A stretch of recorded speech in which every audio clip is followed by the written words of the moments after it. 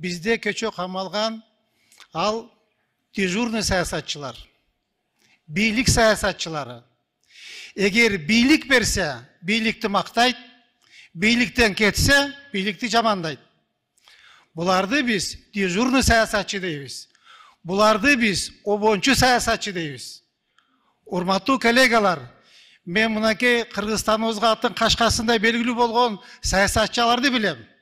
Өмүрбек Текебаев, Темир Сариев, Накен Касиев, Шеримкулов атабыз, Жумагулов атабыз, Садын Нургожоевич, Камчы Кыдыршаевич деген депутат белгилүү саясатчыларды билем. Мынакей ушуларды белгилүү саясатчылар десе болот, туугандар. Анан кечөө абеттен кийин урматтуу мурда президентибиз Алмаз Шаршенович үн катып интервью берди. Бул камалган аялдарды, жаш балдарды чыгарыш керек депчи. Мен ал кишиге бир аз кошулбайт элем, мен бул эме следствие өзү билет.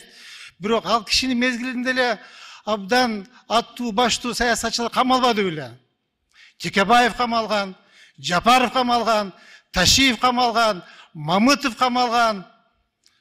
Андан башка белгилүү журналисттер деле камалбады беле. Кош бергиле. Ошону урматтуу депутаттар, урматтуу коллегалар, ошону бир мындай калыс карасак деген оюмду айткым келди. Чоң рахмат.